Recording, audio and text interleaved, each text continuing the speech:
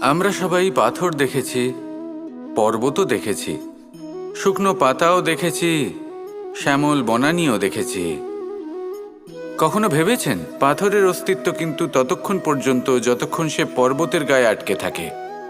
যখন সেই পর্বত থেকে সেই পাথর ভিন্ন হয়ে যায় ও নিজের অস্তিত্ব হারিয়ে ফেলে। আস্তে আস্তে কখনো পাথর কেটে বা কখনো পিষ্ট হয়ে সেই পাথর আস্তে আস্তে মাটিতে পরিণত হয় এবং পূর্ণরূপে নিজের অস্তিত্ব হারিয়ে ফেলে। এটাই পাতার সাথেও হয়। এই পাতা যতক্ষণ গাছের ডালের সাথে যুক্ত ততক্ষণ তার অস্তিত্ব থাকে। যখনই ডাল থেকে বিচ্ছিন্ন হয় সেও নিজের অস্তিত্ব হারিয়ে ফেলে। আর এটাই আমাদের সাথেও হয়। যতক্ষণ আমরা নিজেদের আপনজনের সাথে যুক্ত থাকি আমাদের অস্তিত্ব বজায় থাকে। যখন আপনজনদের সাথে সম্পর্ক ছিন্ন করি তখন আমরাও আমাদের অস্তিত্ব হারিয়ে ফেলি। এবার এই সংসারের প্রত্যেক ব্যক্তি স্বতন্ত্র থাকতে চান, আর অনেক ব্যক্তি স্বতন্ত্র থাকবেন বলে আপনজনদের দূরে করে দেন আর তাদের সাথে এই সম্পর্ক ছিন্ন করেন। এটা কি সত্যি প্রয়োজন? আপনজনদের সাথে সম্পর্ক ছিন্ন করে নিজের অস্তিত্ব হারিয়ে ফেলা প্রয়োজনীয়, নাকি আপনজনদের সাথে সম্পর্ক বজায় রেখে নিজেদের স্বতন্ত্র করে রাখা সেটা আবশ্যক? নির্বাচন আপনারই। আসুন আমার সাথে ভালোবেসে বলুন রাধা রাধা। পাশা নামক এই খেলাটি আপনারা নিশ্চয়ই খেলেছেন, না খেলে থাকলে দেখেছেন, আর যদি দেখেও না থাকেন তাহলে নিশ্চিত রূপে শুনেছেন।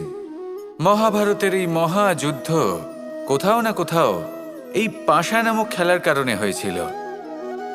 পাশার এই বিচিত্র খেলা, দান, এইসবের কারণে কেউ নিজের মাথায় রাজ মুকুট পরিধান করেছিলেন, আবার সেখানেই পরাজিত হওয়ার জন্য কাউকে বনবাসও ভোগ করতে হয়েছিল। কিন্তু এই খেলা সমাপ্ত হওয়ার পরে সমস্ত ঘুঁটি আর এই পাশার ছক একই পুটলিতে স্থান পেল। এটাই হলো আমাদের জীবন। এই সংসারে আমরা জয় পরাজয়ের বিষয়ে এতটাই ভাবি, এত চিন্তা করি যে এই জীবনের খেলার আনন্দটাই উপভোগ করতে পারি না। আর অবশেষে কি হয়? কেউ জয়ী হন, কেউ পরাজিত হন, কিন্তু দুজনেই একই স্থানে পৌঁছে যান। প্রত্যেক ব্যক্তি মৃত্যুর পরে একটি নির্দিষ্ট স্থানেই পৌঁছতে বাধ্য, কিন্তু ততক্ষণ এই জীবন, এই খেলা, তার আনন্দ উপভোগ করুন। এই সংসারে সেই ব্যক্তি শ্রেষ্ঠ স্থানে পৌঁছতে পেরেছেন যিনি এই সংসারকে প্রকাশ প্রদান করেছেন, যিনি কখনো জয় পরাজয় এই বিষয়ে ভাবেননি, শুধু এই জীবনের খেলার আনন্দ উপভোগ করেছেন। এটাই আপনিও করুন আর আমার সাথে ভালোবেসে বলুন রাধা রাধা। এই সংসারের একটা নিয়ম আছে, বা বলতে পারেন লোকে তাই বলে, যে শক্তিশালী হয় সে শক্তিহীনকে নত করে দেয়। এমনটাই হয়, তাই না? আবশ্যক নয়। কখনো কখনো এমনও হয় একজন অসমর্থ ব্যক্তি সমর্থ ব্যক্তিকে নত করে দেন। এটা সম্ভব, এও হতে পারে। আর এটা তখন হতে পারে যখন তার মধ্যে ভালোবাসার শক্তি থাকে।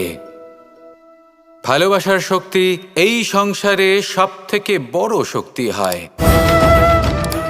এই ভালোবাসার শক্তি দ্বারাই নির্ধন সুদামা আমাকে দিয়ে নিজের পা ধুইয়ে নিল, কিছু না বলেই, কিছু না চেয়েই।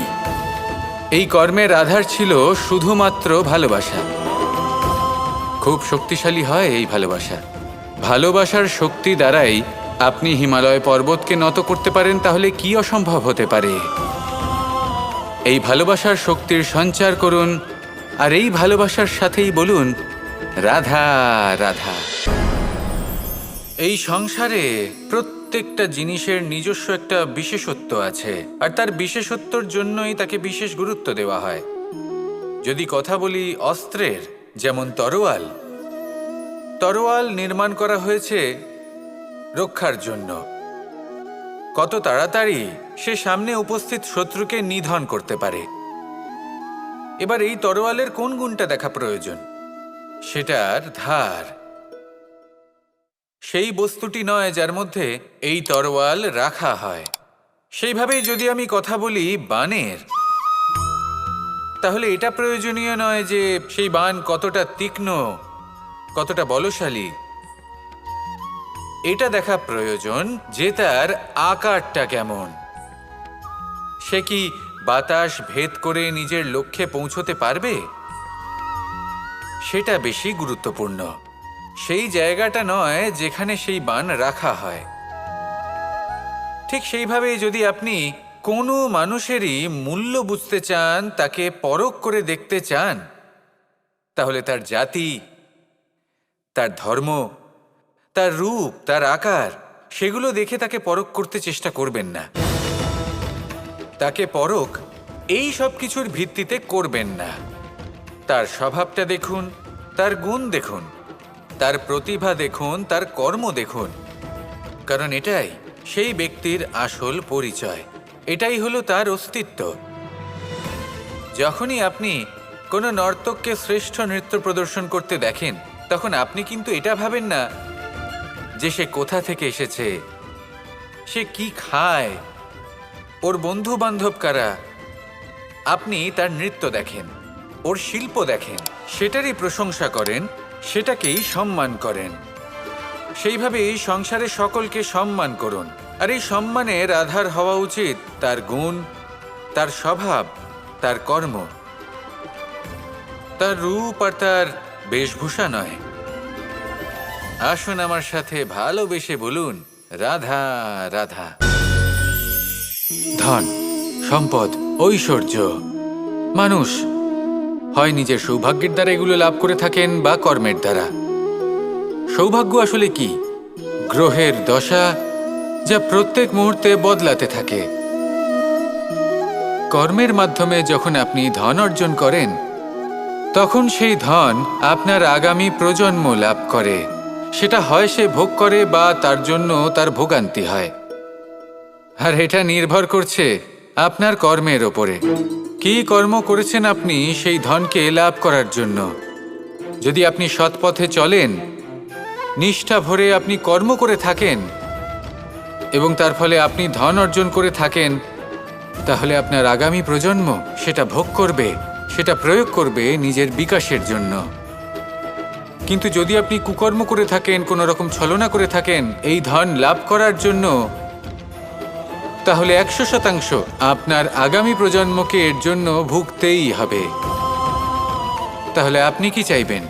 যে আপনার আগামী প্রজন্ম সুখ ভোগ করবে, নাকি আপনার কুকর্মের পরিণাম ভোগ করবে?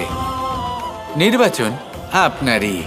আসুন আমার সাথে ভালোবেসে বলুন, রাধা রাধা।